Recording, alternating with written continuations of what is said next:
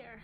So, this is my exfoliative cheilitis story. How I got here. And why do I have it? And all of the questions that you have. You being whoever's watching this. So, I've had this for 3 years. I'm 24. So around 21, I remember turning 21 and having this problem. So 3 years ago, around this time of the year, it really started to get bad. So I had kind of been going through a rough patch that year, and I had just gotten out of a relationship and had just moved universities. So I guess I was beside myself. When I think about how I felt during that time, I don't feel like I was extra anxious, but I guess like my body was like, no, you're very anxious. And I coped with that by biting my lips. The skin would grow back and I would peel it off immediately. So my issue with EC stems from my social anxiety, which is great because I want to go out, I want to look good, can't because I have this stuff on my lips, so I exfoliate it and make the problem worse. And it was a vicious cycle over and over and over, and has been for 3 years. And I remember when it first started, I had no idea what it was. I was just like, oh, there's a rough patch. Like, what do I do? And so, you do your research and like, oh, maybe exfoliating it will make it go away, which makes no sense. And I would just exfoliate. Anytime I wanted to go out, I was like, nope, we're not going out like this. For me, it was very much a mind game. And trying to... I don't know what I'm trying to say. It was a mind game for me because I didn't know how to stop, and I wanted to stop very badly. I didn't want to look like this anymore, and just was caught in that having anxiety, picking at my lips, having anxiety, picking at my lips. So yeah, and to make matters worse, I know, like, how could it get any worse? So, roughly, like, when it was getting pretty bad, I was picking every day. They started building up pretty thick.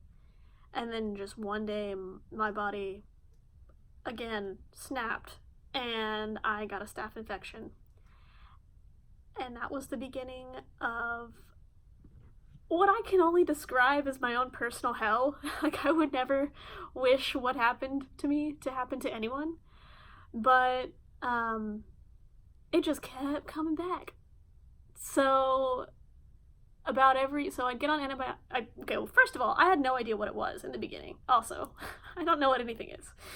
I never know what's going on with my body. But I just thought they were going to build up like usual, and I'd go along my merry way and just continue to put Carmex on it, and it would go away. But that particular time, they were very painful, and that should have been, ding, light bulb going off in my head, something's not right. But I figured, my lips haven't been looking normal anyway, like, this is just, I don't know, it's doing something different, now it hurts, yay, another layer of wonderfulness. So, I didn't go to the doctor, it probably was, like, the better part of a week, probably, like, 2 weeks, I was just chilling with a staph infection on my lips. And that completely ruined my lips. That was like the start of like it's bad, and then it got really bad after that, like super thick scabs. And it wasn't really able to heal because the staph infections were recurrent. So I'd get on the antibiotics, I would come off of them, and then 1 or 2 months later, I'd get another one again. And that was back to back to back to back to back. Like, for 6 months that happened. I was like caught in a merry-go-round. And then it kind of went away because I figured out that, and this was, I've had to research this, my doctor didn't tell me anything about this, but you have some, so when you get a staph infection, you can't just, I mean, if it's recurrent, you can't just take the antibiotic and expect it to never come back. You have to decolonize, which is a word that I've come to hate. Because it means throwing away all of my precious, precious makeup, cleaning literally every inch of my life with Clorox, everything. And then there's maintenance that goes along with that. So daily, after I got the infection, I would have to wipe down everything that I touch on a day-to-day basis. And it wasn't that I was spreading it to anyone else, it was me. I was the vulnerable one. I am basically just trying to outrun germs that live on my body already. I bathe in HIPAA. That whole shenanigan is a video in and of itself, but yeah, so staph infections on and off for 3 years. I went pretty long without one, like a whole year, and then I just started getting them again, so it's great. I've tried a lot of lip creams. I've been to the doctor, I've been to several dermatologists who all they do is prescribe a steroid and it does literally nothing, or brings on another staph infection because it exfoliates my lips too much. I've tried calendula, coconut oil, Carmex, Blistex, a salve that's used for rock climbers' hands. Just so many different, what was that? Ceracade, that's like a clinical, like a prescribed moisturizer. Nothing helped, and nothing kept me from biting them either. It was only until about 8 months ago that I found the thing that has exponentially made my lips, I probably should have said, that has made my lips exponentially better. So right now my method is using a serum, or I guess it's an oil, I don't know, called squalane.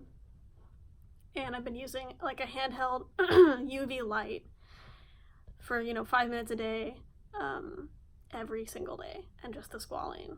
Because Vaseline, Aquaphor, all of that other crap just made my lips too moist, and you don't want the scabs roaming around. You want them on your lips. You don't want to pick them. And every time I put on Aquaphor or Vaseline, they just felt really thick and gooey and gross. Like, my lips already don't feel good. I don't want an extra layer of something. So I switched to using this oil. It's super lightweight. It's very moisturizing. And I've never seen my lips look better. They're still not great. I still have like a really long way to go. But in those short months, they're probably 50% better. I would assume in another year, they're gonna be completely healed. I can insert some pictures somewhere. I don't know if I get around to that, maybe, but that is pretty much the gist of it, of my story. And there's going to be more videos. I have videos from 7-8 months ago when I first started the treatment that's making my lips better, and I'm going to be uploading those, so I'll be talking to you as if it's in the present, but it'll be from like 8 months ago, and I'll put the date on when it was filmed so you have a reference. And those are more just vlog style videos that I didn't think I would post anywhere. But knowing that someone else has this problem and being able to like share experiences, I don't know, it's something that helped me. I know I combed through YouTube so many nights just looking for a vlog channel or someone with this problem to kind of like see, like, okay, what are they doing? Oh my gosh, their lips are getting better. And it's just, it's comforting. So, and I never thought I would be doing this because it's my face, and putting my face out there is like one of my biggest insecurities, but I've gotten some really good response to my one video, and I gotta roll with it. I can't let my insecurities take over anymore. And that, I mean, it's a lot easier said than done with this condition because it's like all of your anxiety and